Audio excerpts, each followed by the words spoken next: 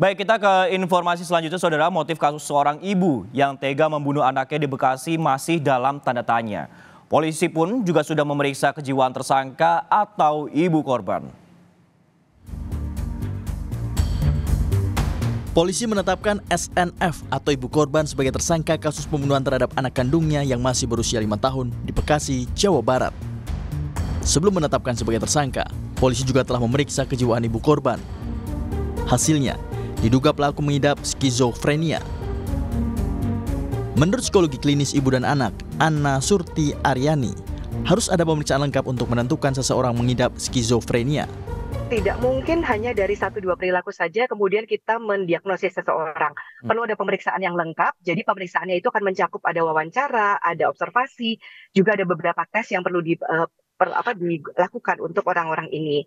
Dan jika semuanya itu terbukti, maka baru bisa ditegakkan diagnosis apakah skizofrenia atau justru mengalami gangguan-gangguan yang lain. Karena jenis gangguan itu sangat-sangat banyak, dan tidak hanya skizofrenia saja, tapi memang skizofrenia termasuk yang paling berat.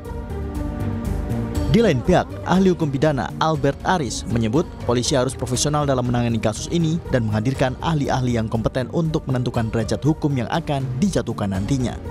Jadi memang dalam hal ini polisi harus bekerja dengan profesional, menghadirkan ahli-ahli yang kompeten, termasuk juga Bu Anna Surti Aryani ini, Bu Nina ya, bisa dihadirkan nanti bisa untuk menentukan derajat pertanggungjawaban pidananya, Mas.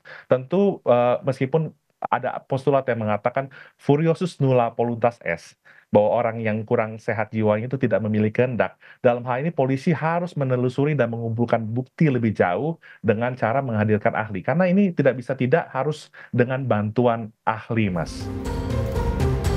Tim penyidik Satreskrim Polres Metro Bekasi Kota saat ini telah memeriksa 5 saksi, diantaranya saudara ayah korban, kerabat tersangka, dan petugas keamanan. Penyidik ini juga tengah memeriksa suami tersangka atau ayah korban. Saudari SNF atau ibu dari korban itu telah ditetapkan sebagai tersangka, ya, berdasarkan bukti yang cukup yang ditemukan oleh penyidik. Penyidik telah bersurat ke APSIFOR, Asosiasi Psikologi Forensik. Nanti akan dilakukan pemeriksaan oleh tim APSIFOR.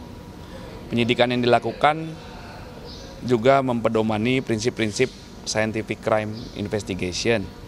Penyidikan berbasis ilmiah, berbasis keilmuan, melibatkan beberapa ahli.